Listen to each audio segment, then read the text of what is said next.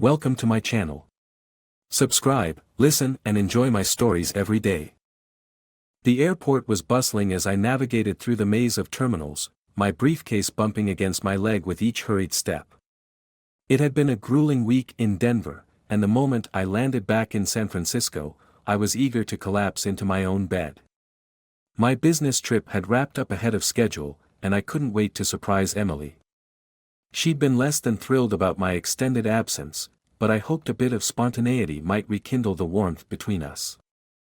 I drive home, the familiar streets of our suburban neighborhood feeling oddly distant after days of sterile conference rooms and impersonal hotel lobbies. My mind drifts to Emily, my wife of 5 years, and her reassuring messages while I was away. "Just another week, honey," she'd texted, "I miss you. Can't wait for you to come back." Her words felt genuine then, a promise of affection that now seemed bittersweet. As I pull into the driveway, the sight of our house, a quaint two-story with white shutters and a cozy porch, brings a smile to my face. I notice the garage door is slightly ajar, an unusual detail that piques my curiosity. I dismiss it, attributing it to the possibility of Emily coming home early from work. The front door is locked, so I use my key and enter quietly. The house is dark, save for a soft, flickering light coming from the living room. I call out, "Emily. Are you home?" My voice echoes through the hallway, but there's no response.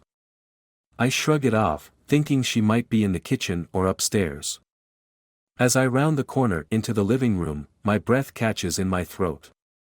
The sight before me is jarring. Emily is sprawled on the couch, her laughter mingling with the deep, jovial chuckles of a man I recognize all too well, Jason, my coworker. Jason's head tilts back as he laughs heartily, and Emily, with her dark hair cascading over her shoulders, looks up at him with an intensity that makes my heart sink. They are too close, their body language too intimate.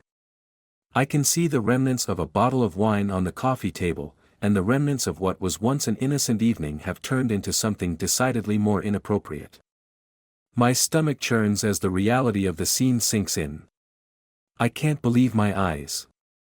Jason, who had declined the business trip on the grounds of a family emergency, is now here, in my home, with my wife.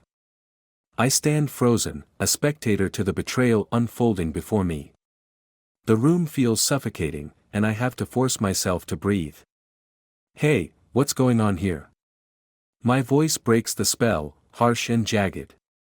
Emily's head snaps towards me, her eyes wide with shock and guilt.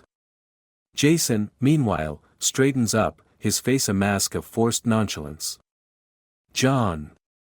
Emily exclaims, her voice tinged with panic as she scrambles to sit up straight.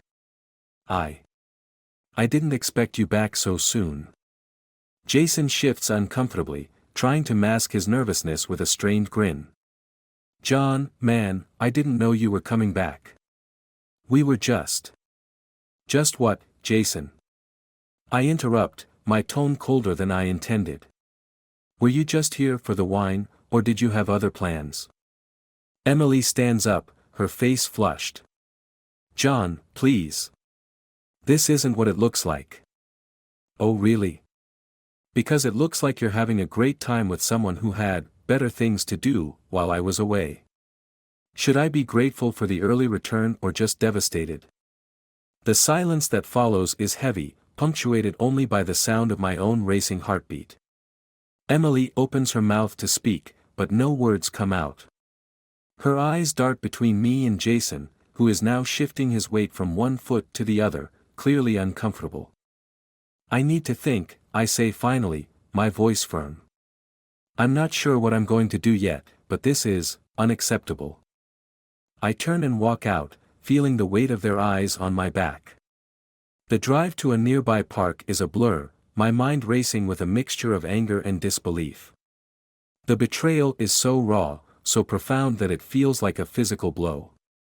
I need to gather my thoughts, to make sense of the chaos that has suddenly become my reality. Sitting alone on a park bench, I try to calm the storm inside me.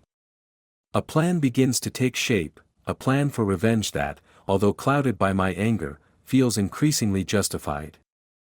Emily's betrayal had shattered more than just my trust, it had unveiled a deep-seated hurt that demanded a reckoning. I look at my phone, the messages from Emily now seeming like cruel mockeries. My eyes narrow as I consider the future. This isn't just about fixing things or finding closure. No, this is about making sure that the actions have consequences. As the sun sets, casting long shadows over the park, I make a vow to myself. Emily will have to face the full weight of her betrayal. And as for Jason, he, too, will understand that crossing me comes with a price. Tonight, the journey of retribution begins. The moonlight filters through the trees as I sit in the park, my mind racing with thoughts of what's next. The shock of Emily's betrayal is starting to turn into a cold determination. I need a plan, a strategy that will ensure that justice is served. Revenge isn't just about retribution, it's about making a statement. The buzzing of my phone interrupts my thoughts. It's a text from Emily. "John, please call me. We need to talk." I read it with a mix of irritation and curiosity. She wants to explain, but I'm not sure if I'm ready to listen. I type back, "I need some time. We'll talk when I'm ready." I hit send and drop my phone into my pocket. As I'm about to leave the park, I see a familiar figure approaching, Lisa, one of Emily's friends, who also happens to be a close colleague of mine at the firm. "John. What are you doing here so late?" Lisa's voice is laced with concern as she approaches. "Lisa," I say, forcing a smile. "It's a long story. What are you doing out here?" "I was just taking a walk. I got your message about the meeting being moved, so I thought I'd clear my head." Lisa glances at me, noticing my distressed expression. "Are you okay? You look like you've seen a ghost." I hesitate, unsure how much to reveal. "I just found out something really upsetting. I need to process it." Lisa's eyes narrow with concern. "If you want to talk, I'm here." I consider her offer for a moment. "Actually, yes. I could use a friend right now. Let's talk." We find a quiet bench and I explain, as briefly as possible, what happened at the house. Lisa listens intently, her expression shifting from shock to sympathy. "John, I'm so sorry," she says finally. "I can't believe Emily would do something like this. I know you must be feeling terrible right now." "I am, I admit. But this is just the beginning. I'm not going to let this go unpunished." Lisa's eyes widen. "What are you planning?" I take a deep breath. I'm not sure yet, but I need to make sure Emily and Jason understand the gravity of what they've done. Lisa looks thoughtful. "You know, there's something you should be aware of. Emily and Jason have been getting closer for months." I didn't want to say anything, but now it all makes sense. The revelation stings. "Why didn't you tell me before?" "I didn't have any concrete proof, and I didn't want to jump to conclusions," Lisa explains. "But if you're planning to confront them, you should know that Jason's not exactly the type to back down easily. He's got connections, and he's not afraid to use them." I nod, taking in the new information. "Thanks for letting me know. I guess I need to figure out my next steps carefully." As I prepare to leave, Lisa stops me. "Before you go, can I give you a piece of advice?" "Sure. Think about what you really want to achieve here," she says softly. "Revenge can be consuming. Make sure you don't lose yourself in it." I appreciate her concern, though I'm not entirely sure I can follow her advice. For now, I need to focus on my plan. Later that night, I return home to find the house quiet. Emily's messages are piling up on my phone, and I realize I need to face her eventually. But tonight, I need to regroup. The following morning, I wake up with a renewed sense of purpose. I know I can't take immediate action against Emily and Jason. I need to gather information, and I need allies. At the office, I seek out Kevin, an old friend and a private investigator who occasionally helps with cases.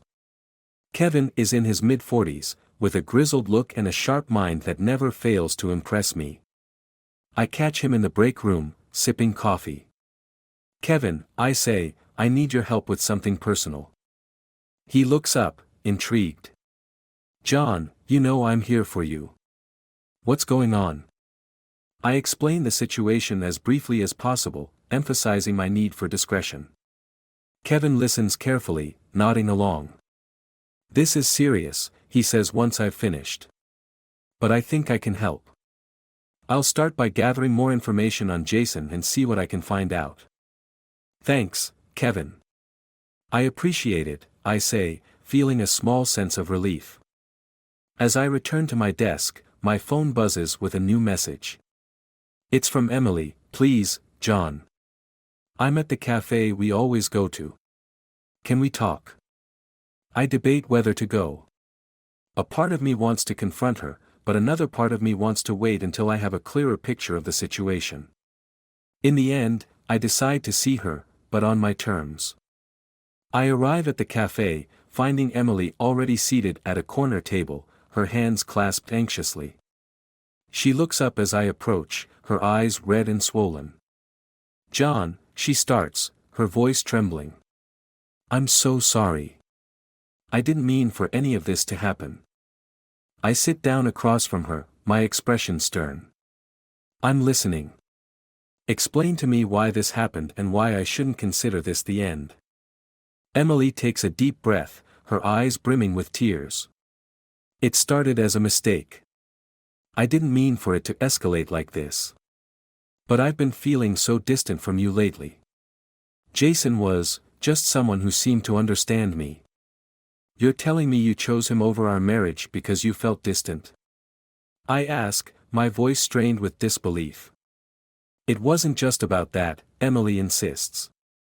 "It was also about feeling unappreciated and isolated. I know it doesn't excuse what happened, but please, I'm asking for a chance to make things right." Her words are a mixture of remorse and desperation. I listen, but a part of me is already planning how to ensure that the consequences of her actions are felt. This is just the beginning of unraveling the threads of betrayal, and I intend to see it through. As I leave the cafe, the weight of my decision hangs heavily on my shoulders. Emily's plea might be sincere, but I've already committed to a path of retribution. With Kevin on the case and my own resolve growing stronger, I am ready to see this through to the end. The cafe's cozy atmosphere feels strangely cold as I leave, the remnants of Emily's plea echoing in my mind. The sky above is overcast, matching the heaviness in my chest. I need to put my plan into action, but first, I need to know exactly what I'm up against. Back at the office, I find Kevin already working on his end of the investigation. He's at his desk, surrounded by files and his laptop screen flickering with various documents. I approach him, my resolve firm. "Kevin, how's it going?" I ask. "John," he replies, looking up with a serious expression. "I've dug into Jason's background like you asked. He's got quite a few connections, especially in the business world. He's well regarded, which means he's got some influence." "That's what I feared," I say, rubbing my temples. "What else did you find?" Kevin shifts his papers and pulls up a folder. "I've got some details here. Jason's involved in a few high-stakes deals, and he's got a history of being ruthless when it comes to business. He's also known for being a bit of a risk-taker." "Great," I mutter. "So he's not just an unfaithful colleague but someone who's used to getting his way." Kevin nods. "Precisely. But I've also uncovered something else. It looks like Jason has some financial irregularities. Nothing major, but enough to raise eyebrows." "Interesting," I say, feeling a flicker of satisfaction. "That could be useful. Can you dig deeper into those irregularities? I might be able to use that against him." "I'll get on it," Kevin replies. "In the meantime, you might want to focus on getting more concrete evidence against Emily and Jason. We need something solid if we're going to make a real impact. Understood, I say. I'll set up a meeting with Emily's close friends. Maybe they can provide some insight or evidence. Later that day, I arranged to meet with a few of Emily's friends, hoping to get more perspective on what led to this betrayal. I choose a quiet restaurant for the meeting, a place where we won't be overheard. The first to arrive is Sarah, a longtime friend of Emily's and someone who's been a confidant for years. She sits down across from me, her expression a mixture of sympathy and curiosity. "John, thanks for meeting with me," Sarah says. "This must be incredibly hard for you." "It is," I reply, my voice heavy. "I'm trying to make sense of everything. I need to understand why this happened and if there's anything I need to know." Sarah looks uncomfortable. "Emily and I have been friends for a long time. I knew she was unhappy, but I didn't realize it was this serious. She's been distant lately, and I thought it was just stress from work." "I appreciate your honesty," I say. "Did she mention anything about Jason or her feelings towards our marriage?" Sarah hesitates. "She did mention feeling unfulfilled. I didn't think much of it. But now, thinking back, she seemed to spend more time with Jason than she let on."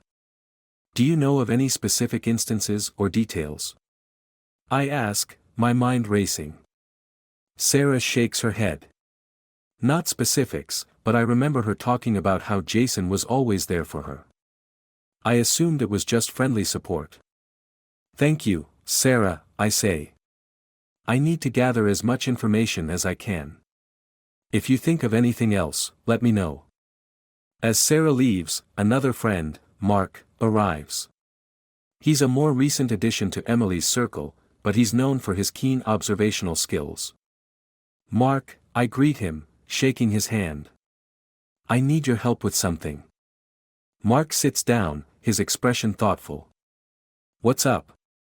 "I'm trying to piece together what led to Emily's actions," I explain. "Have you noticed anything unusual about her lately? Anything that might give me a clue?" Mark thinks for a moment. "Actually, yes.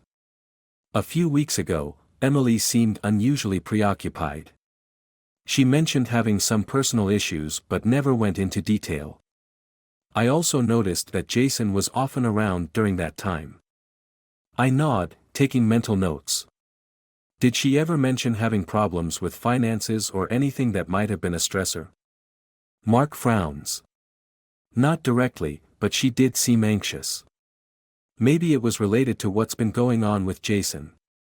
"Thanks, Mark," I say. "Your insights are helpful." As the evening progresses, I'm left with a clearer picture of Emily's state of mind leading up to her betrayal. The pieces are falling into place, but I still need more concrete evidence. That night, as I'm reviewing the information Kevin provided, my phone buzzes. It's a message from Jason. "John, we need to talk. I'm at the office. Can you come by?" I stare at the message, my heart racing. This is my chance to confront Jason directly, but I need to be cautious. I can't afford to let my anger cloud my judgment. I head to the office, where Jason is waiting in his office, pacing nervously. He looks up as I enter, his face a mask of forced calm. "John," he says, trying to sound casual. "Thanks for coming. I think we need to clear the air." "Clear the air?" I repeat, my voice cold. "You mean after everything that's happened?" "I'm not sure there's much to clear up." Jason takes a deep breath. "Look, I know this is awkward. I just want to explain." "Explain?" I cut him off. "You've done enough explaining already. Emily and I were married. You were my colleague. You crossed lines that shouldn't have been crossed." Jason's face tightens. "I understand you're upset, but this isn't helping either of us. I want to make things right." "Make things right?" I echo, feeling the weight of my decision. "I'm not interested in making things right with you. I want to ensure that this doesn't just blow over without consequences." Jason's eyes narrow, realizing I'm not backing down. What are you planning, John?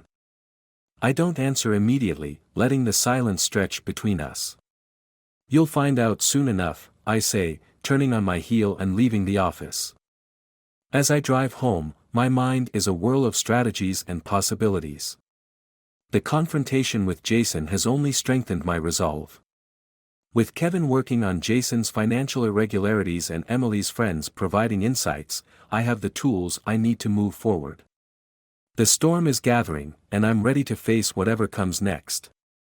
The days following my confrontation with Jason and my meetings with Emily's friends are filled with a feverish energy. Kevin's investigation is progressing, and I'm getting closer to unearthing the dirt that could finally turn the tide. The weight of revenge fuels my every move, but beneath it lies a gnawing doubt: what if there's more to the story? The evening before my planned confrontation with Emily and Jason, I sit in my study, surrounded by files and notes. Kevin's recent update is lying open on my desk. The financial irregularities he discovered are significant but not damning enough to bring Jason down without more proof. My phone buzzes with a new message from Emily: "Please, John. I'm begging you to listen. Can we talk one more time?" I hesitate before responding. My anger has only intensified, but a small part of me wonders if there's something I might be missing. I type back, "I'll meet you. But this is your last chance to explain." The next day, I arrange to meet Emily at the same cafe where we had our previous conversation. As I arrive, the air feels charged with tension. Emily is already seated, her face a mask of distress. She stands as I approach, her eyes pleading. "John, thank you for coming," she says, her voice trembling. "I need you to understand something before it's too late." I sit down, my expression guarded. "Go ahead. I'm listening." Emily takes a deep breath, her hands shaking slightly. "I've been doing a lot of thinking. What Jason and I did was wrong, but there's more to this story than you know." "What are you talking about?" I ask, my curiosity piqued despite my anger. "Jason and I, we weren't just having an affair. We were working on something together," Emily reveals, her voice barely above a whisper. "We found out that our company is involved in some serious illegal activities, money laundering, bribery, you name it." My heart skips a beat. "Are you saying that you and Jason were trying to expose this?" Emily nods. "We didn't know how to tell you. We thought that if we could gather enough evidence, we could bring it to light without getting ourselves in too deep. But things got out of hand. The affair was a mistake, but our intentions were never to hurt you." I'm stunned. The revelation shifts my perspective dramatically. "So, this wasn't just about personal betrayal? You were involved in something bigger?" Emily's eyes are filled with tears. "Yes. And now, Jason and I are in over our heads. We have evidence, but we're being watched. We're scared." I sit back, grappling with the new reality. If what you're saying is true, then this goes beyond personal revenge. "But why didn't you come to me earlier?" "We were afraid," Emily says. "We didn't know who to trust. We thought we could handle it on our own." Before I can respond, my phone buzzes with a text from Kevin: "Urgent. Meet me at the office. We have a problem." My heart races as I leave the cafe and head to the office. When I arrive, Kevin is waiting, his face grave. "John, we've uncovered something big," he says. "Jason's been implicated in a major scandal, money laundering, embezzlement. But there's more. The company is also involved in illegal surveillance. They've been watching you and Emily." I'm taken aback. "What? How is that possible?" Kevin nods grimly. "The company has been covering its tracks. They know about your investigation and have been trying to discredit you. It's dangerous, John." A sense of betrayal deepens as I realize that I'm entangled in a larger conspiracy. "So what do we do now?" "We need to expose everything," Kevin replies. But we have to be careful. If the company finds out we're onto them, they won't hesitate to act against us. I nod, feeling the weight of the decision. We need to confront Emily and Jason. If we're going to take them down, we need their cooperation. That evening, I arrange a meeting with Emily and Jason at a neutral location, a small park, where we can speak without fear of being overheard. As I arrive, Emily and Jason are already waiting. Their expressions are a mixture of fear and resignation. "John," Emily begins, "I want to help. We have the evidence, but we need to work together." Jason looks at me, his face a mask of apology. "We didn't want it to come to this. We were trying to do the right thing, but everything got out of control."